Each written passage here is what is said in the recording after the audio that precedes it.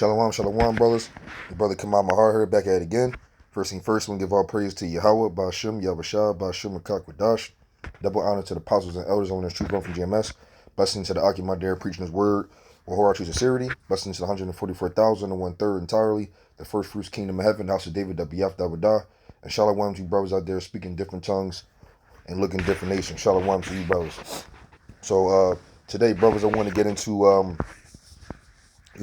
we can see that Esau is moving. We know that the devil has but a short time. But they're moving though. You know what I'm saying? They're pushing their agenda. But we know through the scriptures that they're going to try to get to a certain point, or they will get to a certain point. Shalakia. And like it says in Job, I'll bring that out. While they're about to fill their belly, the Most High is gonna come down with them with some wrath on them as soon as their ideas and their agendas are starting to get their with the NWO. Once it gets into fruition, they think it's gonna be getting to a point where they're about to celebrate about it. That's when the Lord gonna make that move, and that's a beautiful thing because that's a real clever way of actually Salakia. That's a real clever way. I mean, it's probably the worst time to, like you imagine, like somewhere where you work so hard, and then you get to a certain point where you're about to, establish yourself. Like maybe you probably set up a bunch of dominoes and in such of a way where the design of how you set it up was long suffering. You know what I'm saying? It was like really, you brothers get where I'm going with that. And then let's just say, but just before you about to really establish yourself at the final little stand up of the domino, your elbow hit one of them, earlier before, and then it ruined the whole thing. It probably took you like 3 weeks. I mean, that's hurtful. There's a there's a parable where, I mean, it was more on money, but through the spirit, I should be able to, like, I think it's Luke 14.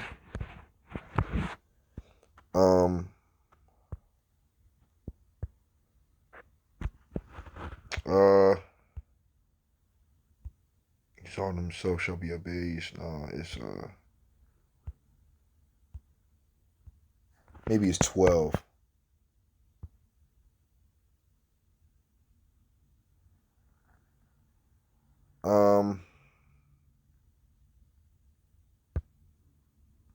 He that denies me before him,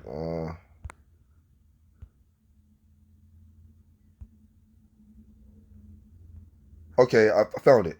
Luke 12, started at 16.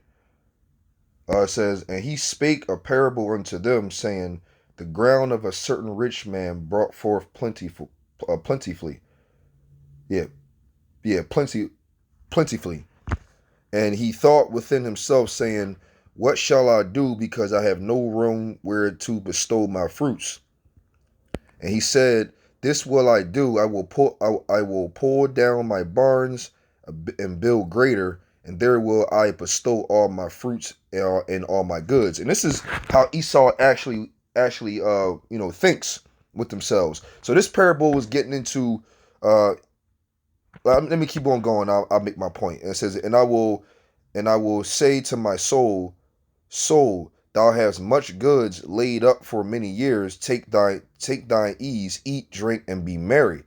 But the Most High said unto him, thou fool, this night thy soul shall be required of thee. Then who shall those things be, which thou hast provided? So is he that layeth up treasure for himself, and is not rich toward the Most High. Right. So that's Esau like a mug. Esau is not thinking about Bahasham Yahawashi, but like I was getting into, they got a plan. They're basically planning out their NWO. They're storing up treasures already. They've been doing that, and they got a certain agenda and a certain time frame where they're going to execute whatever it is they want to execute to be able to like brothers will get into take their birthright back. Like they want to chip everybody. They want everybody to get the juice. They want everybody to be in subjection under them. You know what I'm saying? Especially the children of Israel, the so-called Negroes, Latinos, Native Indians.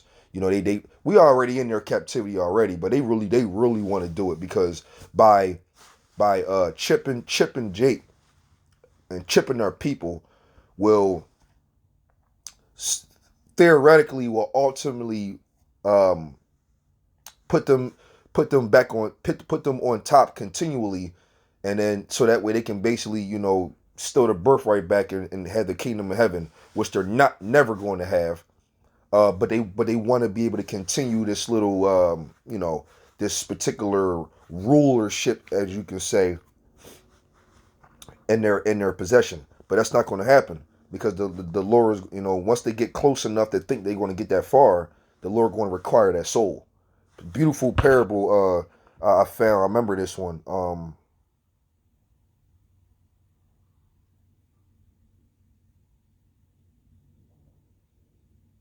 Right. Okay. So that was the point. That was the point right there. But I wanted to bring that one out because of that. You know what I'm saying? Like you can, you know what I mean? You can literally stack your bank account up for 30 million and then build a bigger house and try to do all this stuff, but then again you got no treasures stacked up with Yahawashi, and then now you basically just doing all this for nothing. And then next thing you know, once it gets big enough, the Lord can require a soul, and you're not going to even enjoy none of that. That's going to be for somebody else. So you did all that work for nothing. You know what I'm saying? And that's what it's getting into. Esau is doing all his work for nothing. But even when you think about it, they're really doing all this agenda. They got the juice out now. They got the pestilence popping off. I'm gonna say that, so I don't get a flag. They're mandating a bunch of different things, unrighteous decrees. They already bring down the poor. They slander the poor. You know what I mean? As far as like, oh, now they demonizing Jake, especially talking about the black Hebrew Israelites and all like that. Their plan is being executed for a particular time, but their plans is not going to come to fruition, man. And it, you know what, and it's a beautiful thing. It's a beautiful thing to see. You know what I mean? Like it's kind of like with the scriptures we believe so much. It's kind of like being able. Well, yeah, it is actually. It's like looking into the future, already knowing the outcome. Kind of like what's that one guy named on Back to the Future movie where what's his name is Biff. I think his name was Biff, I believe. The villain ball. He had that book where he can kind of that's spiritual. He had a book where he had a future book where he can look up the scores on what's going to happen in the sports. So that gave him the opportunity to obviously bet any amount of money he wanted to on a particular game because he guaranteed he was going to win every time. Well, that's how these scriptures are for us. You know what I mean? The scriptures are the exact same thing because we can actually see in the future via the scriptures, and we already know how things are going to pan out throughout the Yahawashi for his wisdom and knowledge. Because remember, it says in Amos 3 and 7 that he would do nothing but reveal his secrets to his servants, the prophets. So this is what we're doing right now. We can see the prophecy. The prophecy says that they're going to get to a certain point, and then they're not going to, they're not going to be able to execute their situation. Because remember, in Job 14:5, it says, "Seeing his days are determined, the number of his months are with thee. Thou hast appointed his bounds that he cannot pass." So that's what that is. Esau only going to get but so far. You know what I mean? With their rulership and also with their plans and ideas, especially when you're dealing with Yahawashi people. He's not going to let nothing happen to the elect. Some of the elect going to be martyrs. At the end of the day, though, they're going to rise first. But at the end of the day, though, they're martyrs. They're for a purpose and time that Yahawashi has made for them to, for their soul to be required in the faith, though. See, they're dying in the faith. That's not in vain. Dying as a martyr in the name of Yahawashi is dying in the faith is a great thing, because you'll get those bodies, and you'll get that body and get beamed up first, right? But Esau's plan is only, you know, but is only going to go to a certain point, and I'm gonna drive home the point with just the precepts is how does the things going to go. You know, Esau think he got something going on, and they're in a trick bag. And what do we call that? We call that pride. And like it says in Obadiah, which I'll bring that out too, that the pride have deceived them. That's their problem. I call it the undefeated spirit. Whenever you're in a position where you're like Floyd Mayweather, you're 50-0. Come on, man. What does your head tell you after being 50-0? Your head gets big, your egos goes through the roof, and can't nobody stop you. So Babylon has never been touched before, so it makes them pumped up, man. And they got this whole agenda and this whole idea, and Yahawashi is gonna let them get to a certain point, and then next thing you know, they're gonna bust that bubble. Kind of like the this debt bubble that Esau like talking about. What's that called? The debt bubble, but like a what's that? Well, it is called the debt bubble. But eventually it's going to get to a certain point where it's already, you know, huge enough. So it's ready to be popped. But you probably get the point. What is that? The book of Psalms. Was it Psalms 2? Oh, yes. Psalms 2. Why do the heathen rage and the people imagine a vain thing? Hey, yes, they do. They really think they're gonna really be able to. One, they think they can box with Yahawashi. But I don't know. The Lord gonna put a spirit on them to fight, but nah, their pride is up there like that. They think they can be God, like it says Isaiah 14. I could bring that out too. But my point is, Esau's pride is so crazy that they can actually believe, yeah, you know what? They do think they can war with the Most High. Yes, they do. It says the kings of the earth set themselves and the rulers take counsel together against Yahawashi and against his anointed, saying, let us break their bands asunder and cast away their cords from us. Man, listen, like I said, brothers, I'm driving home the point. They really think they're going to get to a certain point where they're going to really be able to really do some things, and the Lord is going to bring them down when they think they got something going. That's what's going to happen. It's prophecy. 4. He that sitteth in the heavens shall laugh, and Yahawashi shall have them in derision. You see that? That's just, now this is more of the point. The Most High got Esau in the trick bag, and then it's hilarious. It's hilarious to notice. You know what I mean? Like, we know that Esau's pride is so high, their ego is so crazy, that they really believe they're going to win. I mean, this is like unbelievable. Esau really think his systems and his agendas and ideas, and to enslave the people and be a tyrant of a situation around the whole world. They really think this is going to work out for them. They really think that. And it's hilarious to see. And even from this standpoint, from the 4th verse, it said, he that sitteth in the heavens shall laugh, and Yahawashi shall have them in derision. Hey, yo. That's it's kind of like cruel, man. Like the Lord, like, let me let him just go ahead and keep building. But you know what though? Through the Spirit, Esau does that too. What Esau would do to Jake, they'll allow Jake to sell their drugs, and they'll let them get to a certain point where they're making so much money and their product is increased drastically, so that way they can get them at their highest peak. That's wicked, because you could just stop that from the rip. If you know somebody's about to start selling drugs, you can just basically say, hey, I know what you're doing. You need to stop right now before this gets too bad. No, but Esau wants to allow the person to, to build up their empire just so that way they got a good case onto them. So that way they can actually, get them and put them in jail for a longer time. That's wicked. It's better to stop that. It's better to stop that from the beginning. But that's not Esau though. So, the Lord doing the same thing. Not to mention it says in Revelation that their sins have reached up to the heavens. So it's already a wrap. But the Lord letting them build that tab up, and then it's gonna be and then what's gonna happen is Esau gonna have to cash out. He ain't gonna have no bread for it. Not at all.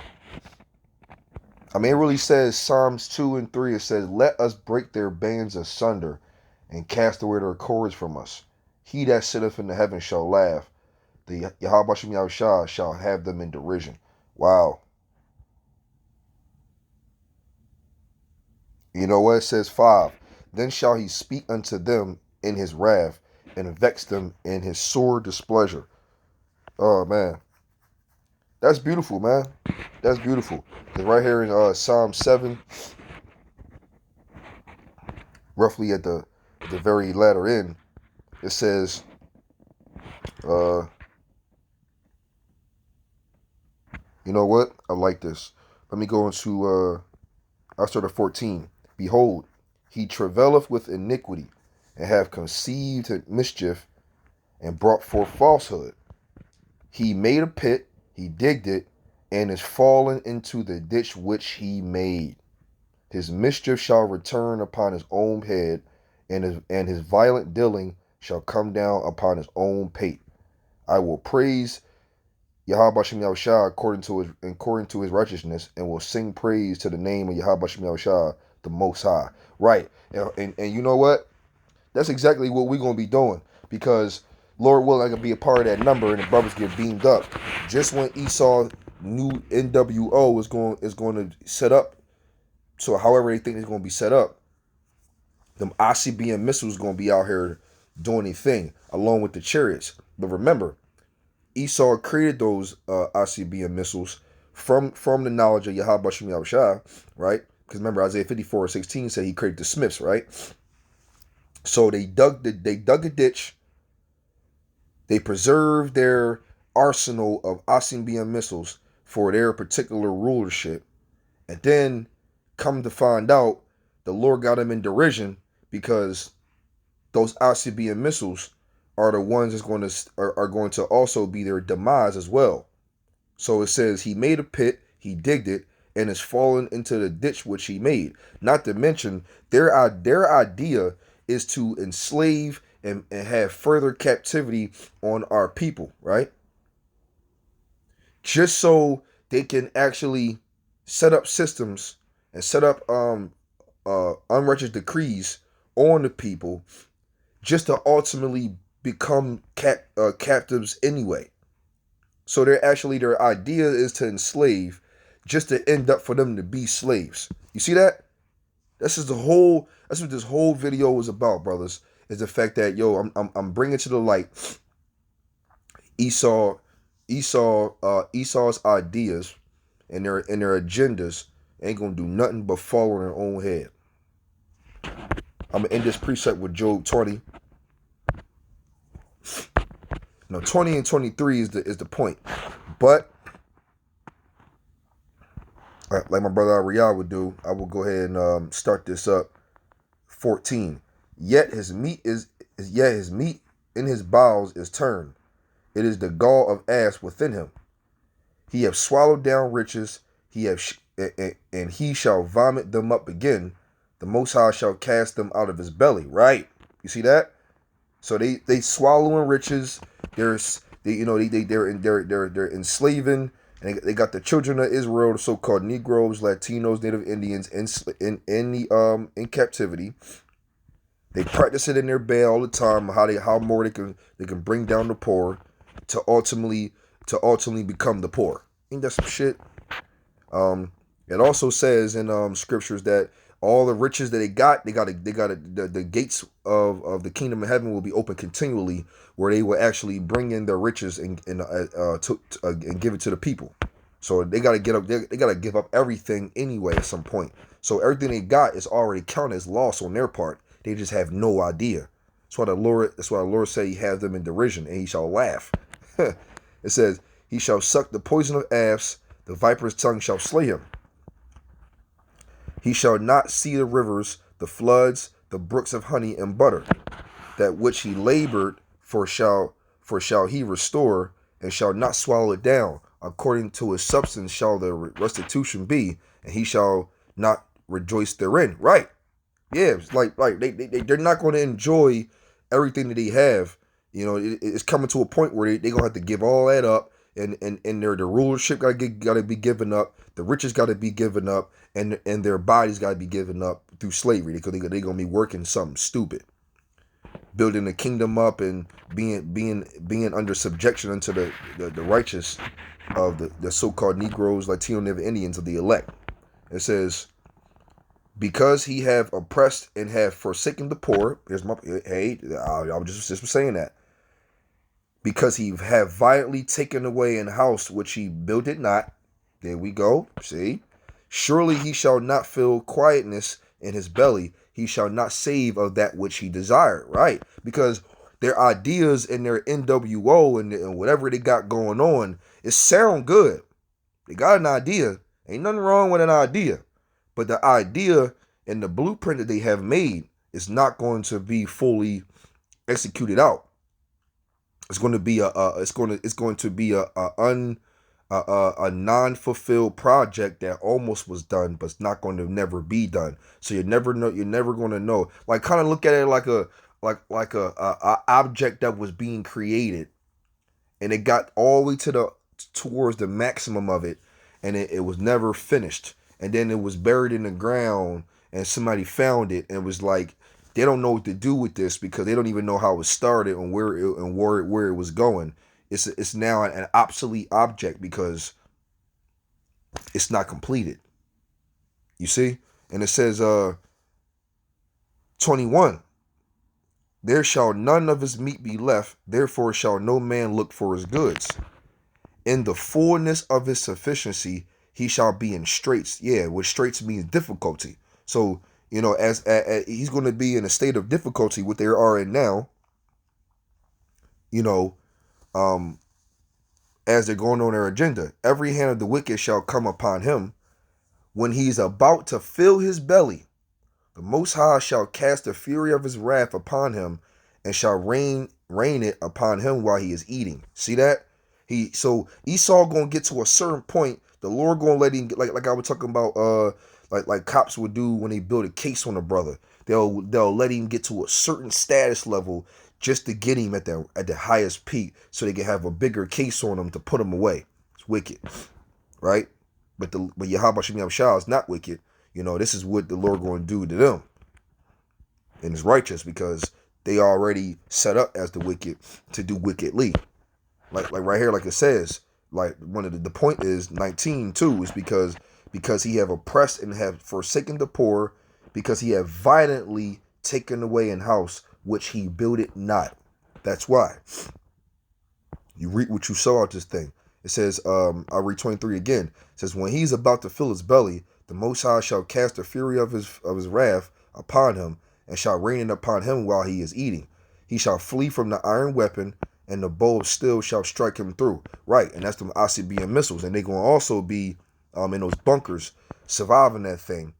It is drawn and cometh out of the body. Yeah, the glittering sword cometh out of his gall. Terrors are upon him. Those are ICBM missiles. All darkness shall be hid in his secret places. A fire not blown shall consume it. It shall go ill with them that is left in his tabernacle. Right. And that's also going into my brother Per Thumb brought this out, where some of those missiles are going, that's in those silos, aren't going to necessarily get shot up. They're going to blow up right there within where it sits, to further destruction of this wicked place called Babylon, which is America. The heaven shall reveal his iniquity, and the earth shall rise up against him. The increase of his house shall depart, and his good shall flow away in the day of his wrath. Right. This is the portion of a wicked man from Yahawashi Yahawashi and the inheritance appointed unto him by Yahawashi Yahawashi. Yeah, hey, man. Hey, like it says in Psalm 7. I'm going to read that one more time. Psalm 7, where it says, 16. His mischief shall return upon his own head, and his violent dealing shall come down upon his own pate. Okay. It's looking good, brothers. We got the blueprint. We already know what's going to happen. Esau in the trick bag. Hey, it's only right. I brought this out as edifying to you, brothers. I'm going to give all praise to Yahawah, Bahasham, Yahawashi, Bahasham, qadash. Yahawah, he is to be, exists. Bahasham in the name, and the only begotten Son, the Lord and Savior. Yahawashi, Bahasham in the name, and the Holy Spirit of qadash. Double honor to the apostles and elders, learners, true from GMS. Blessing to the Akimadar preaching his word, with whole true sincerity. And blessing to the 144,000, 1/3 entirely, the first fruits kingdom of heaven, the house of David, the Be'af that would die. And shalom to you brothers out there speaking different tongues and looking different nations. Shalom.